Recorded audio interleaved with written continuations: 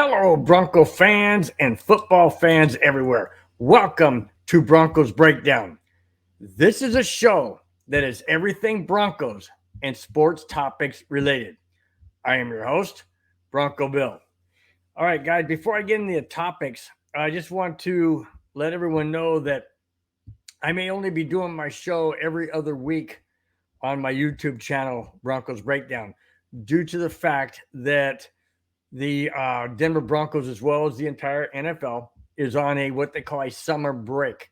They don't come back until about mid-July to the end, not the end of July, about the third week of July. First preseason, not preseason, but first scrimmage is July 27th, or first practice.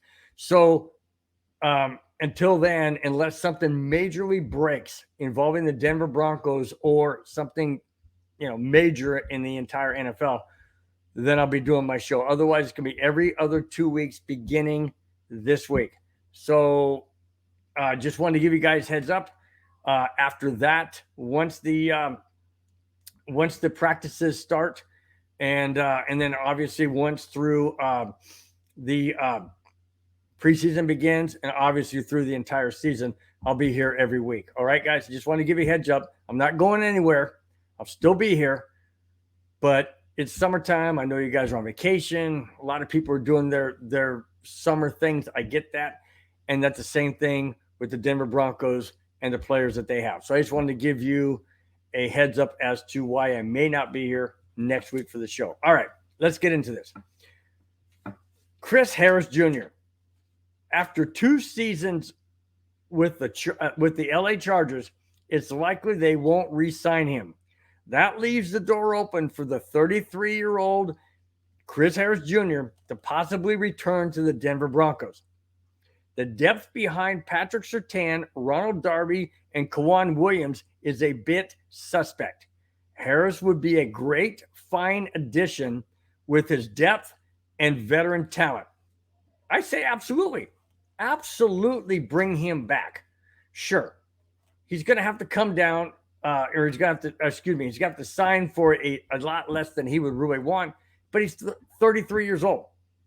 He's not going to garnish the type of money that a slot defender like himself is going to want to get.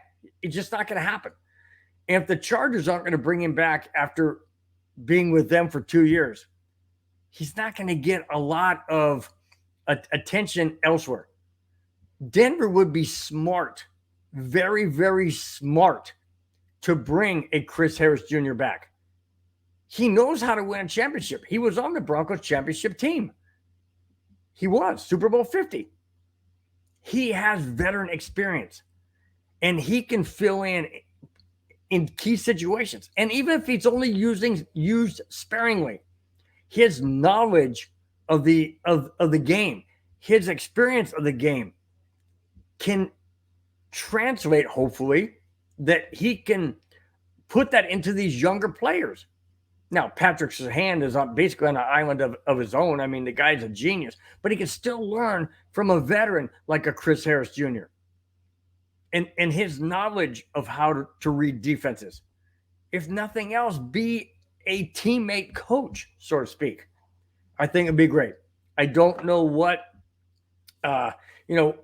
salary they would sign him at. I don't know if it'd be a 1-year deal, 2-year deal, maybe a 1 year with incentives. I don't know, but I would love to have him back in the Broncos organization because we do have a Russell Wilson and we do have talent that we can now move forward into the realm that we haven't been in the last 5 years, and that is playoffs. And I know playoffs. Yeah, I get the whole thing. But yes, we haven't been there for 5 years plus. And having a Chris Harris Jr. back, I think that'd be great. I never want him to leave to begin with, especially to the hated Chargers. But I would love to bring him back. Absolutely would love to bring him back. Not sure it's going to happen, but I would definitely like to see it. Okay. The Cleveland Browns are a mess. We already know that. And now they are involving the Seattle Seahawks. Or should I say, the Seattle Seahawks are knocking on the door of the Cleveland Browns. Multiple reports have said that the Seahawks and the Browns are very near an agreement that would send Baker Mayfield to Seattle. The Browns will likely be without Watson, and the only other quarterback on their team is Jacoby Brissett. Okay. All right. You want to know why they look like this? Because, okay, we know Baker Mayfield doesn't want to be in Cleveland. We know that. We know Cleveland doesn't really want to have Baker Mayfield in their fold. But they also are up, speculation what's going to happen to Deshaun Watson. I'll get into that. You know that guy. You know that's coming. I'll get into that later. But they don't know what's going to happen with Deshaun Watson. And now they don't want to have Baker Mayfield on their team. So they're willing to trade Baker Mayfield to Seattle for what? The article didn't say what. Drew Lock? Oh my gosh. Drew Lock? Okay. That's hilarious in my opinion because first off, Seattle said, oh yeah, we're all in the fold with Drew Lock. We think he's great. He's the greatest quarterback. He's better than any quarterback that came out in the 2022 draft. Well, no kidding. Because Drew Lock has had NFL experience. Not good, but he's had it. The quarterbacks that were drafted in the 2022 draft have never stepped foot on an NFL field in an NFL practice, let alone an NFL game. So, of course, they're going to say the right things. Oh, Drew Lock is better than any quarterback coming out in the NFL draft. Duh. No kidding. But if they're willing to trade to get Baker Mayfield from Cleveland, oh my gosh, what does that say about Drew Lock? Nothing. Obviously, we already knew that in Denver. But my point being is this. Baker Mayfield is no Russell Wilson. Absolutely not. And Drew Lock is no, I don't know. Anyways, I just find it interesting that not only would Cleveland want to get rid of Baker Mayfield and not even have him in the fold, and they're just going to rely on Jacoby Brissett.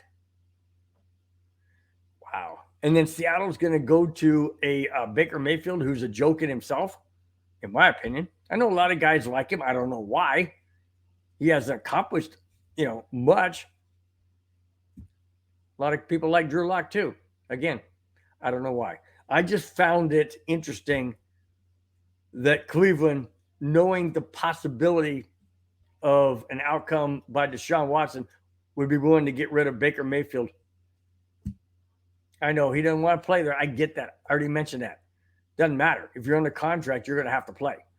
Doesn't mean you have to play good. But what a mess Cleveland is in. What a mess Cleveland is in.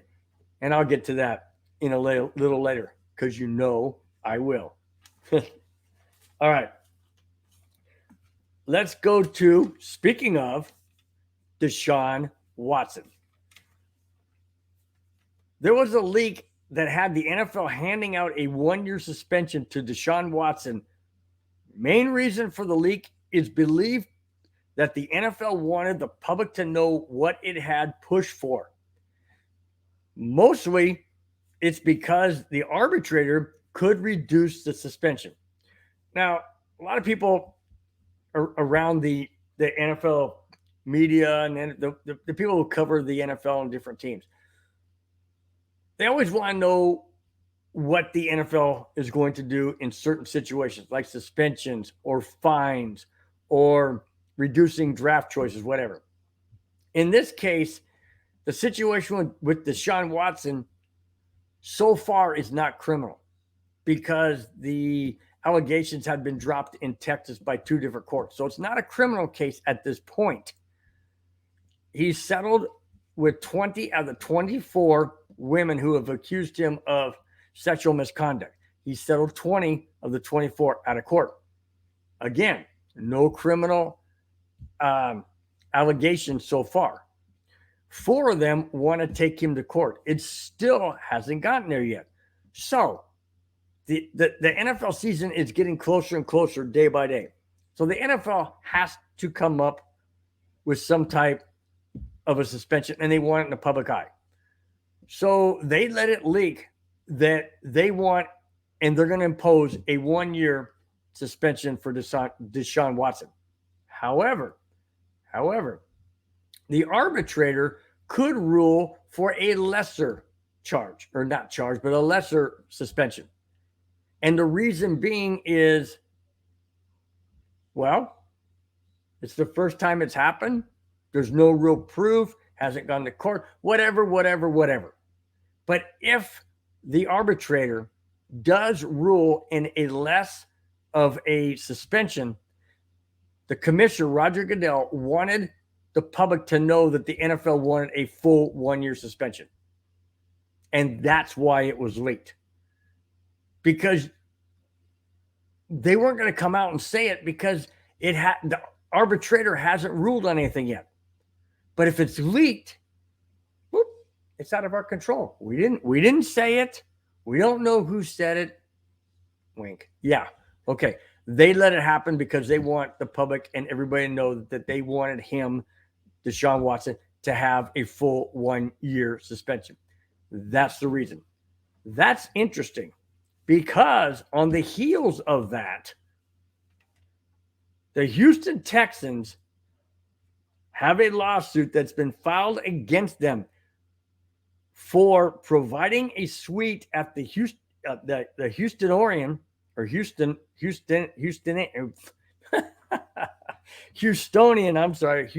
Hotel. Watson was provided a non-disclosure agreement by team security to be used in massage sessions. This has put the Texans as enablers for Watson to have encounters to these women. Oh boy. Oh boy. You think the Washington Commanders are in trouble? Yeah, we'll get to part of that later on. The Houston Texans are now being sued because they provided a suite for Deshaun Watson, and let me repeat that again, and provided a non-disclosure agreement by team security to be used in massage sessions. By team security? Now, wait a minute. Obviously, they knew something was going on. The Houston Texans, along with, I would imagine, every team in the NFL. Every team in the NFL has, they have medical people there. They have, they have ice baths. They have jacuzzis or hot tubs or whatever. They have a massage person that they have hired that is a legitimate massage therapist. Why would Deshaun Watson go outside of that? Unless he had ulterior motives. And the Houston Texans provide an undisclosed agreement for massage sessions? What does that mean? What do you mean an undisclosed agreement? And providing a suite? And it was distributed to Watson or whomever by the team security? Oh my gosh. Absolutely unbelievable. Unbelievable. But then again, like I said, we have the Washington Commanders coming up. So it's just, to me, it's just mind-boggling that teams and organizations would stoop this low. I know it's all about winning. I know it's all about getting the fans in the stands, and we'll do whatever we can. And, and I get that competitive spirit, but do it correctly. Do it within the rules. Houston Texans organization at some level had to know what was going on with the Shaun Watson in those hotel suites. They had to know. Absolutely had to know. Well, this is another interesting case that the NFL has to deal with going into the 2022 season. Unbelievable. Absolutely unbelievable that a football organization would stoop that low to involve themselves in just wanting to make their quarterback happy. Sorry, guys. I know. Happy ending. Whatever. Okay. Let's go to, you got it.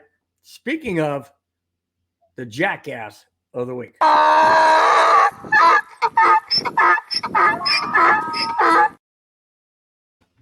Now, my last show, guys, I mentioned that Daniel Snyder, the owner of the Washington Commanders, was my jackass of the week.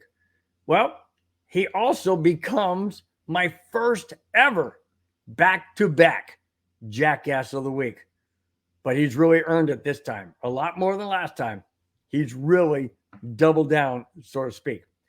Last Friday, United States Congress issued a subpoena to Daniel Snyder to testify in relations to the workplace misconduct and sexual harassment. Snyder's attorney declined to accept the subpoena. The committee issued this statement, and I quote, his, meaning Daniel Snyder, his refusal to testify sends an unmistakable signal that Mr. Snyder has something to hide and is afraid to come clean to the American public. The committee will uncover the truth the committee will uncover the truth as it pertains to the Washington Commanders, end quote. You think? You think that he is going to deny the U.S. Congress and say, I'm not going to respond to the subpoena. I'm not going to do it.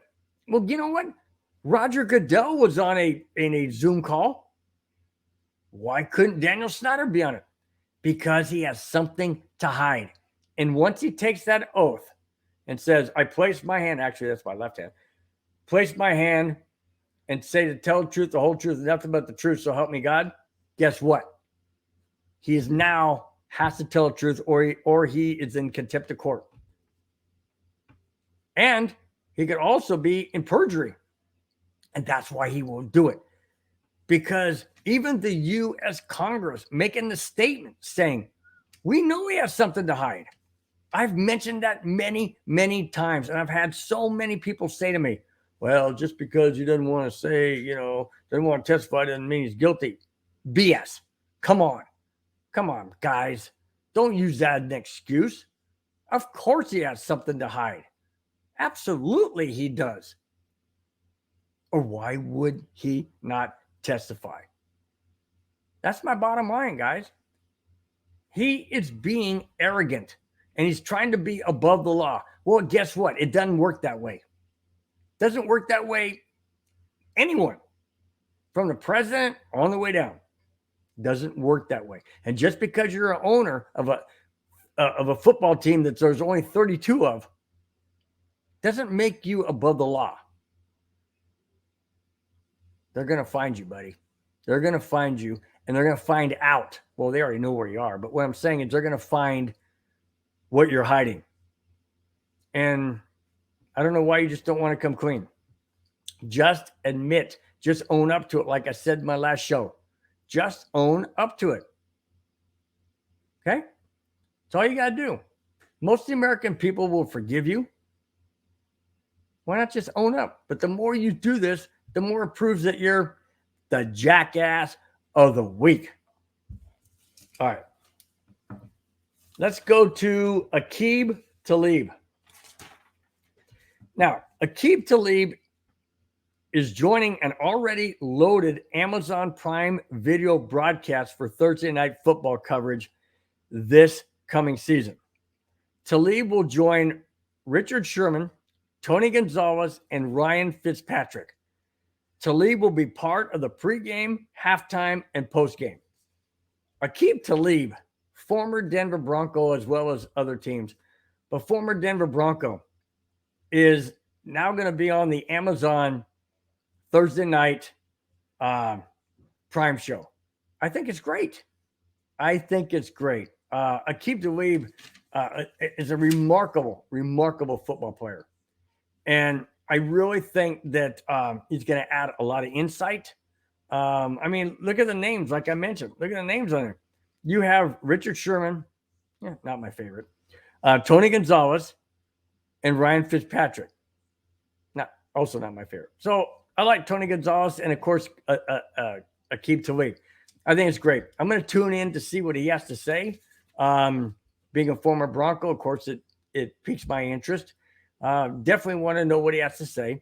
And I wish him all the best. I really do. So I think that's a great move by him. He had tremendous seasons in the NFL. And I just wish him all the best in his endeavor on the Amazon Thursday night primetime football show. All right. Russell Wilson. When former Broncos quarterback Marlon Briscoe passed away last Monday at the age of 76, Russell Wilson had this to say, and I quote, "Thanks to the magician for breaking down doors for me and many others," end quote. Marlon Briscoe was the first black quarterback to start a modern professional football game. Briscoe made history by starting 5 games in 1968 for the Denver Broncos. The Denver Broncos issued these words, and I quote, "Our deepest sympathy goes out to the Marlon family, friends, and former teammates," end quote.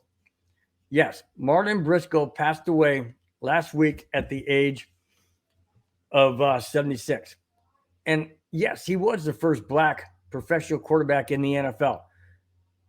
And it was for the Denver Broncos. Absolutely for the Denver Broncos. And I appreciate what Russell Wilson said, saying that, breaking down the doors and the barriers. Absolutely. It's just like Jackie Robinson in baseball.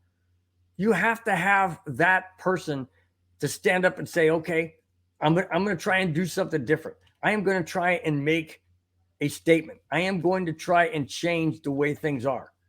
And just like Jackie Robinson with the Dodgers back in the 60s, Marlon Briscoe did the same thing for the NFL.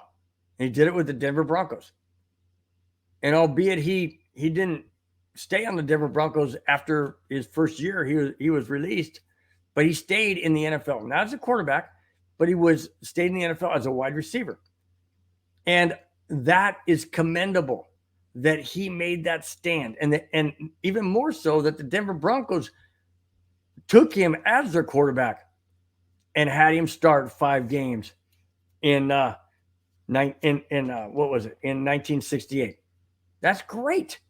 That's absolutely marvelous. Otherwise, we wouldn't have people like Russell Wilson, who is on our team. You wouldn't have other quarterbacks like Michael Vick, or you wouldn't have other quarterbacks that are out there. You wouldn't have them. And you wouldn't have them because nobody would have stepped up. But Marlon Briscoe did. And the Denver Broncos took that chance and they made it pay off. And they did the honorable and rightful thing. Not honorable in the sense that, well, we're giving you a token. No, it wasn't that. It wasn't that at all. They did it because they wanted the best quarterback that they had at the time. And Marlon Briscoe was it. And he's also in the Broncos Ring of Fame. Just saying, guys. That's how much they admired what he did. Okay. Let's go to this. This is an interesting one. I like this one a lot. This one is a cool little something that. Anyway, let me get into it. Okay, there was this guy who back in December, a customer used a $500 free bet on a 3-team parlay to win championships. He bet on the Rams to win the Super Bowl, the Warriors to win the NBA championship, and the Avalanche to win the Stanley Cup. The total odds at that time in December of 2021 was plus 53,800. All 3 teams won, and his payout for his $500 free bet was $269,000. Who would have thought? Who would have thought? Now, I don't know. I really don't know if I would have had a $500 free bet, if I would have put it on a parlay like that. Probably not. I'm not a basketball guy, so I really wouldn't know who's the favorite for basketball, or do I really care? As for football, well, I don't know. I probably wouldn't have put it on the Rams. I might have, most likely I would have put it on Buffalo because that's who I wanted. So I would have lost that. I probably would have put at least half, maybe not all, because it's free. But who knows? Who knows? I mean, if it's free and you can't cash it in for your own money, why not put all the money on? You got it. The Colorado Avalanche. That's what I would have done. That's exactly what I would have done. Was put it on the Avalanche. Wouldn't have won that much money, obviously, because they were favored. But I wouldn't have lost either. Because I know I would not have picked the Warriors, and I know I would not have picked the Rams. So, but I thought that was pretty cool when I saw that today, and wanted to bring it in. But man, you talk about a guy. Basically, it was house money. $500 free bet is house money. So none of his money was spent, and he wins over $250,000. Well, congratulations to him, because that was a very, very, very good hunch. All right. Now I go to my last segment. You got it, guys. First off, before I get to it, the 2022 Stanley Cup champion Colorado Avalanche.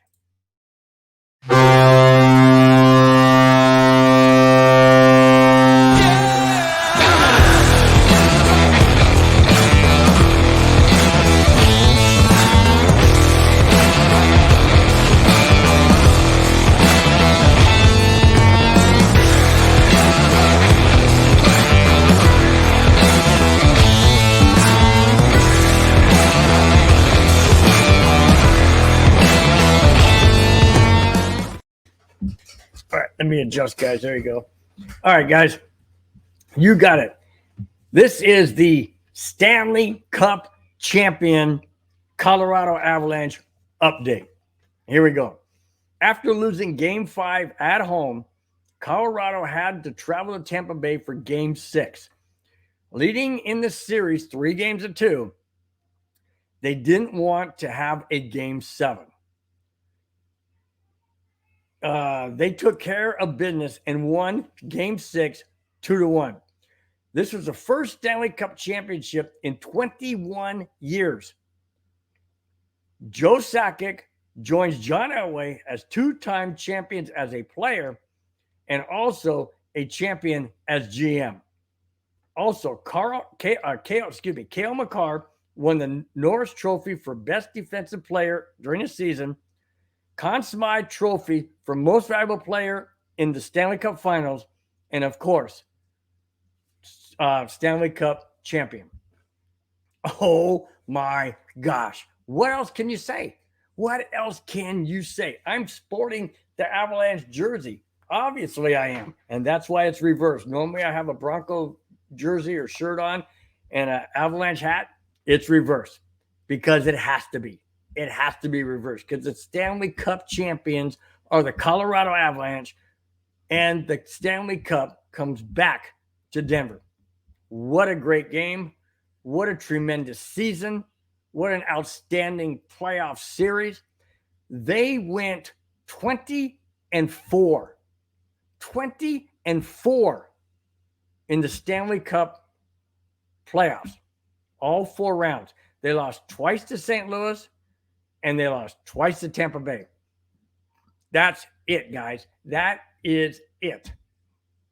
Unbelievable.